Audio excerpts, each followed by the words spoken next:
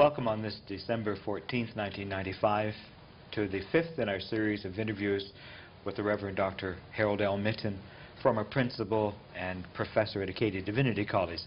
And my name is Bob Wilson. Dr. Mitton, in our other segments of these interviews, we've explored your early life and your role as pastor and then your role as president of Acadia Divinity College. I wonder for this last one if we could focus not so much on the pulpit but more on the parsonage and the roles of Marguerite in your ministry and some aspects of that part of life which I think open up who we are and what God's been able to do with us. The family life of a pastor is crucial, of course, and I've been wonderfully blessed in that I've had the support of a loving spouse. Marguerite was singularly gifted to become the spouse of a pastor. She had been graduated from the University of New Brunswick with double honors. As a teacher, she was successful in high school, at Horton Academy, and she had an invitation by the principal of Prince of Wales College when we were in Charlottetown to join the staff of the college, but she refused. I've often wondered if she should have, but we've discussed this, and she has always said that I believed that your work was important and I wanted to be at your side. But she has exercised her gifts throughout the years. In every community or congregation we served, she has taught the scriptures and has had a leadership role in women's missionary societies and has been a frequent speaker at interdenominational gatherings and leader at retreats of various kinds across the years. So I have had great support. I believe that the pastor's relationship to his family is crucial, and I used to tell the students in the pastoral office class not to do three things. I said to them, never belittle your spouse and children, never neglect them, and never disillusion them. And it's possible that all three can take place. A pastor should never belittle his spouse and children publicly, and I've heard that. I can't say that I have succeeded in the second one, never to neglect one's family. I feel that I've been guilty of that. But I used to try to make it up in the summertime when I would be wholly present to my family and my children for an entire month. And the third, never disillusion your spouse and children and turn them off from the church. I never brought the problems of the parish to the table, to the dinner table, because little ears, of course, can take many things in, and I never wanted my children to in any way be disillusioned, either in my style of life or in the churches I served. And Marguerite and I had a unique experience. We heard Charlie and Martha Shedd in Anaheim, California, talking about the maintenance of a marriage, and they maintained that a pastor and his spouse need to bestow upon each other 7 gifts, and I'd like to go through them just quickly. The gift of time, number 1, the gift of time alone together. A pastor needs to get away even from the children for a little while, even if he goes to McDonald's, and have some time alone with his spouse. Number 2, the gift of a simple compliment. This is my nature, to be grateful, and when I say to Marguerite, I don't think you could make a better cake, she just beams. And I really believe this is an important gift. 3, the gift of freedom to develop as oneself. I think we need to confer that upon each other. The gift of total honesty, so important in a marriage. Fifth, the gift of loving unconditionally. We all have our off moments, but we should make it very clear to one another that our love is unconditional. Sixth, the gift of thoughtfulness, being thoughtful. I don't think I've always succeeded, but I think one should try. And the seventh, the gift of praying together. And Bob, this is what I want to emphasize. I believe that's done more to enrich our marriage than anything else. Marguerite and I have prayed together. At the end of the day, quite often we sit on a fire bench and we go over the day, the victories and the defeats, and we are totally present to one another, and then one of us prays before retiring. And this has enriched our family life and our marriage, I'm sure, more than any other single factor. So my home life has been a happy life, and I owe a great deal to my spouse. When I would be busy, she would fill in and be a good mother to the children. I'm interested in this concept of being totally present. Yes. Tell us about how you handled then the summers and your relationship with your children. What kind of things did you do to try to build that as crucial and quality time? I couldn't afford a cottage, owning a cottage, so I would remove myself from the community where I was and go far afield and accept what I call a summer pulpit supply. And this took me practically all over North America, but it wasn't arduous in that I preached for a month sermons that I used the previous month in my own pulpit, and so I was totally present to my family. I played ball with Ron, and later we would throw football, and even when he was a little boy, he said to his mother, "Mommy, it's just a wonderful thing when we're on vacation, Daddy and I walk down the street, that he doesn't stop and talk to everybody." So that would be my habit if I was in Windsor or Charlottetown. If I was walking down, I'd have to say hello to people, or they think I was stuck up. But he enjoyed, and my daughter enjoyed, my being present with him. And those summer holidays were rich. In some of those opportunities, were they exchanges with other pastors? Yes. And so that was function then for both a break for you and for the other pastors' family. That's right. We'd exchange pulpits and exchange parsonages, and it worked very well. When you talk about the role of family, I want to come back to the fact that your mother-in-law lived with you for so many years. Yes. At what point did she stop living in the home, and did it sometimes impinge upon your decisions whether to move or not to move? It was difficult. She had an asthmatic condition, and when I decided to move west, she was naturally anxious about how this would affect her. And it really caused both Marguerite and me considerable anxiety. And it was well-founded, as it turned out, because she developed in Calgary emphysema and became an invalid, much to our sorrow. And this involved Marguerite in visiting a hospital daily. When we moved to Wolfville, when I accepted the office of principalship, she was able to move back, but she died a month later in the Miller Hospital. And we lost a very great support and a dear Christian loved one. What about your own parents? How long did they live, and how did you interact with them during the years of your ministry? My mother died of coronary occlusion when I was pastor in Fredericton. She had been very close to me through the years, and it was a real sadness for me because one has only one mother.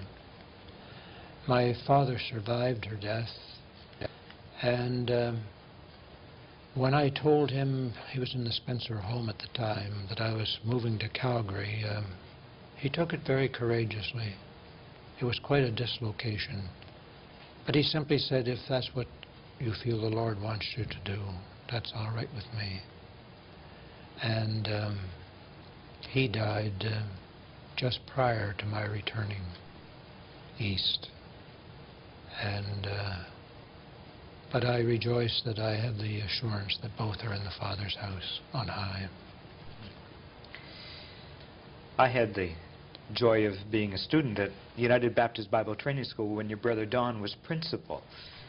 What has been the progress of Don's life? Has it paralleled yours in some ways? And what's Don doing now? Don has just retired as professor of history in the University of Wisconsin in their northern campus at Superior, which is just across the water from Duluth, Minnesota. Don took his PhD studies at the University of Minnesota, and following his principalship at the United Baptist Bible Training School, he went at once to Superior, and he's been there all these years. He and his wife Kay have 4 children, and we frequently visit them. But we're sorry that they're so far away. As you reflect upon the church today, you've been retired from teaching now for 4 years. I'm wondering if you could give us some observations as to where you see the church in the present day, and so many people being down on the institutional church. I'd be interested in your observations then about the role of the church in the mid-1990s. The church is going through a difficult period, as indeed as our other institutions.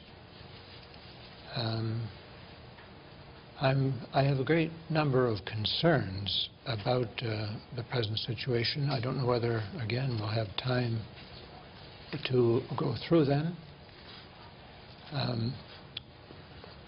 One concern I have has to do with the decline of worship in some congregations. Instead of worship being God-centered, it seems to be sometimes consumer-oriented and man-centered, and what passes for worship sometimes seems to me like religious entertainment. And but I realize, Bob, that we're into difficulties now. Traditionalists want a certain kind of a worship experience, and younger people dissatisfied with old hymns, wanting contemporary lyrics. They are looking for something else. And it presents the church, I think, with certainly a pastor, the leader of worship, with certain difficulties. And I think the answer is a balance, I suppose, of what's best in the old combining with what's inevitable in the newer approach. Another concern I have about some of the congregations in our time is the lack of redemptive passion. The churches tend to become inward-looking instead of outward-looking, and I believe that young people today and people generally have spiritual hungers, but I'm afraid they're seeking for answers outside the church, and this bothers me a great deal. I'm sure that they can find some answers, but it seems to me that the Church of Jesus Christ should be providing the answers to the deep spiritual hungers that are gnawing at people today. But it seems to me there's this lack of passion to reach people with the gospel of Christ, which bothers me sometimes. Or I could go through a number of other concerns that I have. I don't know whether you want to hear them or not. Well, I think that it's important for us to see your perspective from a lifetime of ministry, both looking back and wondering. So why don't you take a couple of minutes and talk about some of the things that God has taught you in the midst of church and ministry, and maybe in your person. And if part of that flows along to this discussion, just do that. Perhaps I'll attack them in inverse order and continue just briefly with some of the concerns that I have. And I don't want to sound like a curmudgeon thinking that I have all the answers, for I don't. But another concern that I have is the prevalence of what I call the business model of the church today.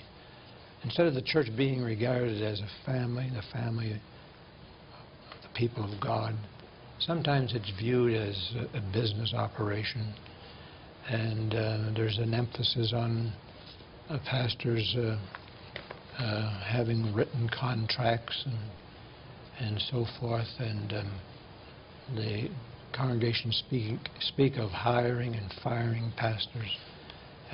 This, to me, represents a great concern.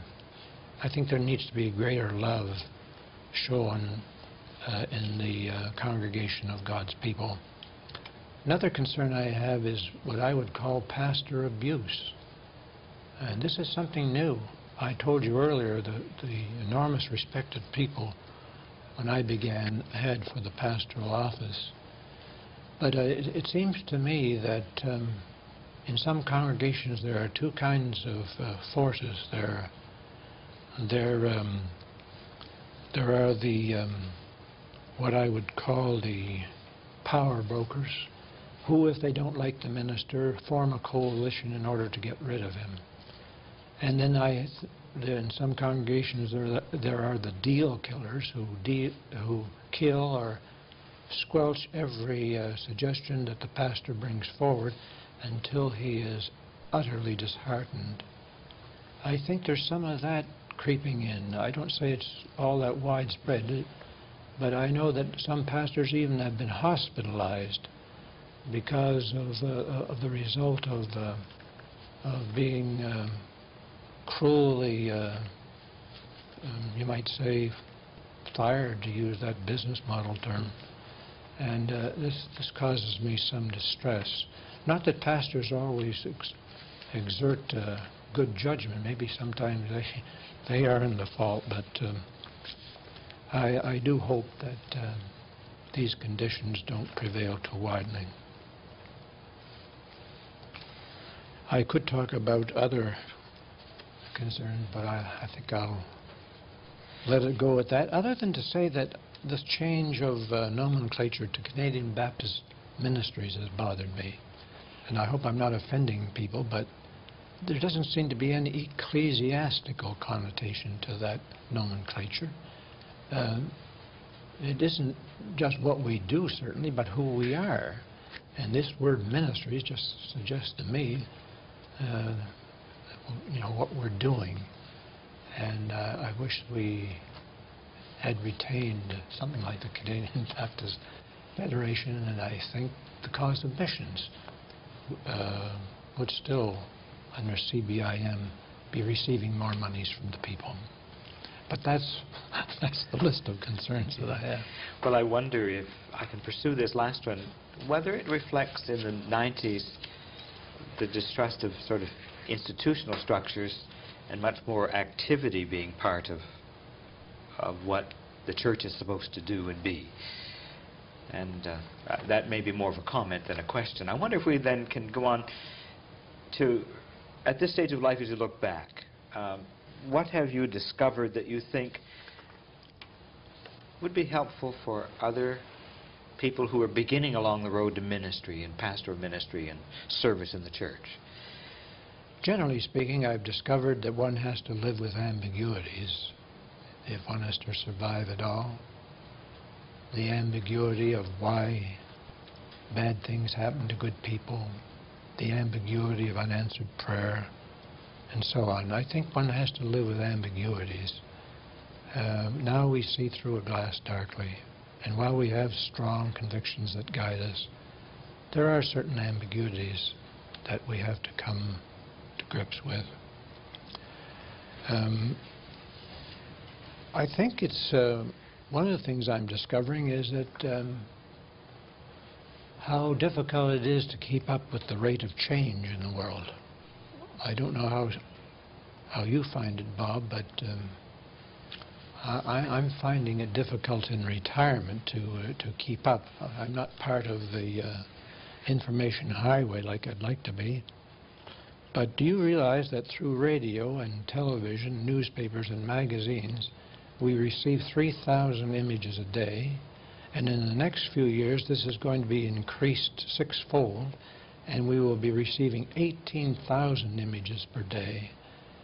I don't know how this is going to affect us or affect the church or institutions, but it's a bewildering rate of change that we're seeing in our modern world. And it's going to take a lot of ingenuity, creativity, and the guidance of the Holy Spirit for the church to minister. Take preaching, for example. It seems to me that linear preaching is out because people are used to images, click, click, click, click. They have a short attention span, and so I'm discovering that the whole area of communication is going to have to change. These are some of my discoveries. When you think of life as you've come now to live it in retirement, what keeps you going at this stage of life in terms of things you look forward to, things you and Marguerite do? Again, I find the period of retirement very beneficial. I can read omnivorously, and I enjoy reading, and I can listen to classical music. I experience great enrichment in listening to Beethoven and Bach and Brahms and Mozart. My favorite CD is Mozart's Piano Concerto number 25. I play that often. And I take an interest in the church and in the community and in my grandchildren, children. But what keeps me going as the years are going by, and I'm 76 now, is the Christian hope. That burns brightly in my heart. And the Christian hope, it seems to me, is fourfold. As Christians, we possess the assurance, the hope of the forgiveness of sins. As Christians, we possess the hope, the assurance of the unseen presence with us always. I really believe that I'm never for one moment without God. And as Christians, we possess the hope, the assurance of the ultimate triumph of the kingdom of God. I think about that when I look out on the chaos and the confusion of this present age. By the way, Elizabeth Ochtemeyer, the great Old Testament scholar, was out in California driving along the freeway, and she saw a sports car in front with the bumper sticker Chaos. And she didn't know whether that was the name of a new rock group or it was the state of affairs in the young woman's life who was driving. But there's a great deal of chaos, as you'll agree, and disorder in our present world. So to me, the hope of the ultimate triumph of the kingdom is very important. And then the fourth strand of the Christian hope, the assurance of the hope of the life everlasting. This I think about more as I get older, and I find it very appealing. I want to end this interview by saying that I believe it's a genuinely great thing to be a Christian to begin with, and that it's an opportunity. The pastor's opportunity is far-reaching, and I would have to say, if I summed up my life, it would have to be the word contentment. And not that I'm complacent, but I have been content in my marriage. I've experienced contentment in my vocation, and I experienced contentment in my family, and most of all, contentment in the Christian hope. Dr. Mitton, thank you very much for sharing with us so very frankly and openly, and in your own winsome way, sharing what God has done in your life. We really appreciate your time with us. Thanks very much. Thank you for the opportunity.